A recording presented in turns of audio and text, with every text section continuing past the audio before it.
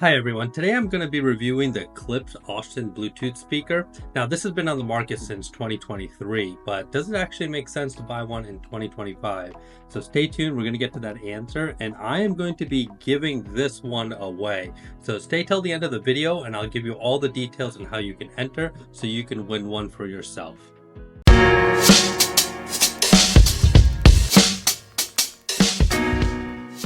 Okay, let's jump right into it. So hi everyone, my name is Dippin. I'm with CE Critic. We have a platform that aggregates reviews on all consumer electronics for the home theater space and 2-channel audio space and headphone space. We bring all those product reviews in, we give you a CE Critic score to make it easier for you to research your favorite products. Now let's quickly talk about what's in the box before I jump into the full review here. So obviously you get the speaker as well. You also get a carrying case and you get a USB-C cable. And that's pretty much it. There's no outlet in this box. And I think that's pretty good. That's about the minimum that you want. A lot of people can charge this off of their phone. You can actually charge it off of your iPhone, which I've done. And I've also charged it off of my MacBook Pro. And I have plenty of outlets around the house that I can easily plug this into for charging.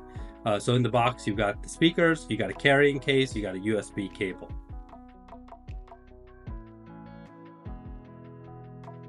Now, with the reviews that we have in, the Klipsch Austin has a 78% CE Critic score, which tells me that actually a lot of the reviewers are being very critical of this device because I really love my time with this. And I'll go into more detail on what I really loved about it, some areas that I think can be improved, but I would expect actually a higher CE Critic score. And if you've got one already, please come to the website and leave a review. Okay, before I fully jump in here, I'm going to go through some of the specs, so let's talk about this. So this little guy is actually not very big, as you can see. I'll move it a little bit further back and it fits about in the palm of my hand, and I've been taking this around to the gym. I've taken it out to the park when I've gone out with my kids to play, used it in my backyard while I was barbecuing, and just generally around the house as I've been in different rooms that don't already have a speaker.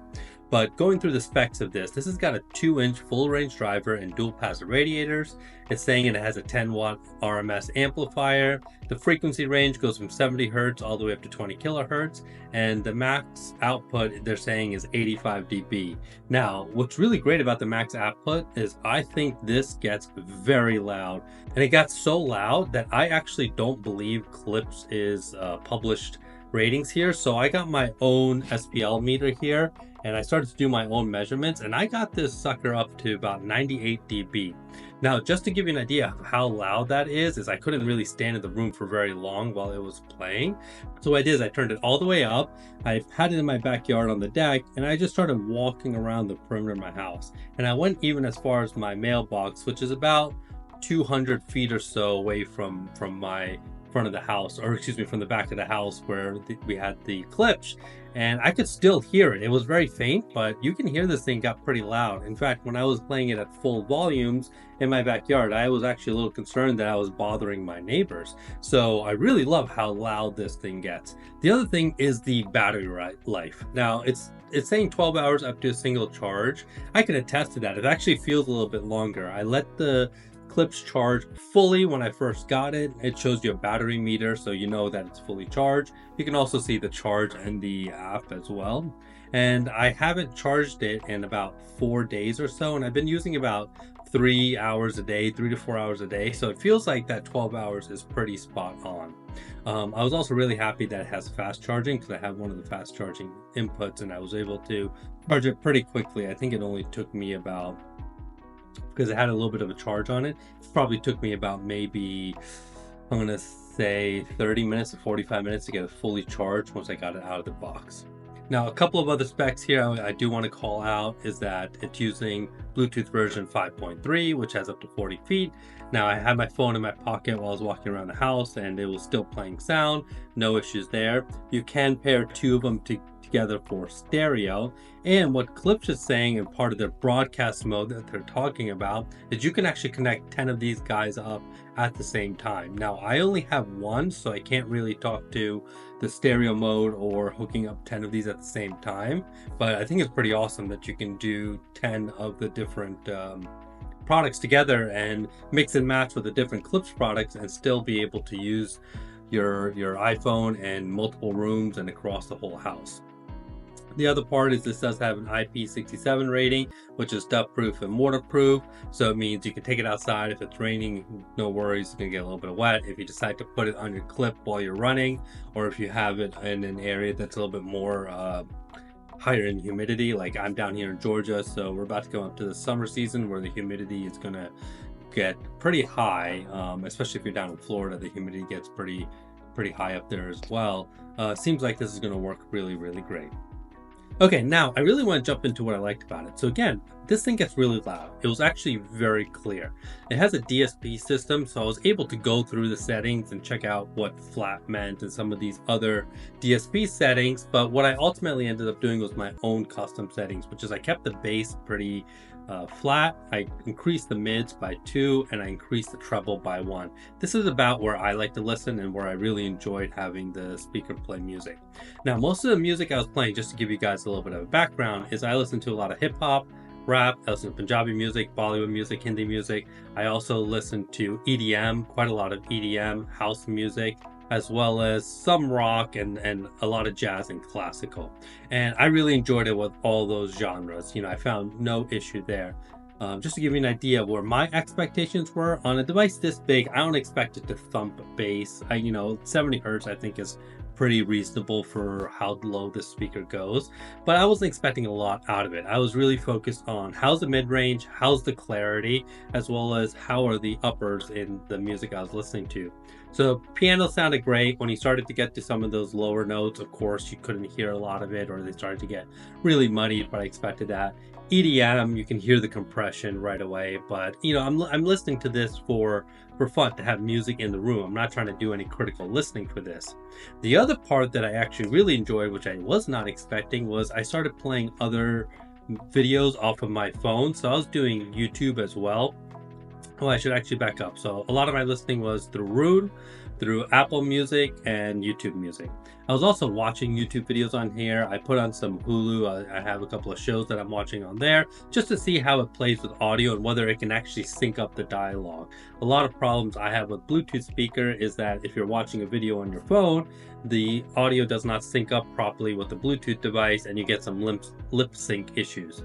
But I didn't find the problem here at all. Actually, it synced everything up perfectly. The audio sounded great. I was able to watch a couple of shows. Basically what I do is I put my phone on, I'll have a YouTube going or a podcast going, and I connected to Klipsch and everything sounded great while I was either cooking or doing the dishes or laundry and stuff around the house. When I had it outside with friends, we all commented on it. We're kind of passing it around. Everyone loved the build field of this. They really liked the back of it with the strap, because a lot of the hard straps make it difficult to put it on a lot of different items. But here, everything felt great. It actually feels really good in your hands. The buttons up top feel good. When you're pushing them, it feels like you're actually hitting something that's tactile versus a digital screen, which is, I'm a fan of that. I like digital screens, they're cool, but having that tactile feedback, you can't really beat it. And we all really enjoyed it. We were passing around, listening to different types of music, different types of genres. Everyone was commenting on how loud it was playing, given the size. Everyone was expecting it to sound a bit more thin than it was. And we're really excited with the performance and really happy with it. Now, the main area of feedback I have, which is probably my only real negative, is the microphone. The microphone does not work well at all in this, and I think that's probably why it hit some of the CE critic scores and why the score is a little bit lower than I would have expected. And that's trying it with my phone, an Android phone, as well as an Apple iPhone, which is an iPhone 15 Pro. It was not working well. Anyone I was talking to, everyone said, "Oh, I can't hear you. You sound too far away." I tried to even hold the mic up close to my face to see if they hear me, and then it just made it sound like it was bloated. Whatever dynamic EQ they were trying to do to get the mic to work, it was not working well. However, when I used it with Siri on my phone or Google Assist, everything was working fine, right? I can say, to Siri to go do something or play something or call someone, and everything was coming through fine on my end here. But on the actual phone and the mic side, I wouldn't use it for a conference call. It just did not work well. All right, everyone, those are my thoughts on the Klipsch Austin. I really love this. Now let's talk about the giveaway. I'm really excited. Thank you to Klipsch for sending this to me, as well as allowing me to give this away. So it's really simple. All you have to do is go to cecritic.com and leave a review on any product there that you have personal experience with, and then you're automatically entered to win. Now, I'm going to ship this to pretty much anywhere in the US and any country. As long as I can ship to you, I'm going to try and ship it to you. Thanks, everyone. I really hope you enjoyed this review. I hope you found it helpful. I'm looking forward to giving this away to you guys. To learn more about the giveaway, just visit cecritic.com/giveaway, and I'll be able to have all the details there. But just go to the website, leave a review. I'm going to run this promotion till the end of June. That's June 30th, 2025. And then I'll announce a winner in July. And again, all you need to do to enter is just leave a review on the website, and I'll be able to enter you in automatically into this giveaway. For more news, reviews, and the latest on all things home theater, 2-channel audio, and headphones, make sure you visit cecritic.com. Don't forget to hit the like button and subscribe. Hit that bell. It really helps me a lot. And I'll catch you guys in the next one.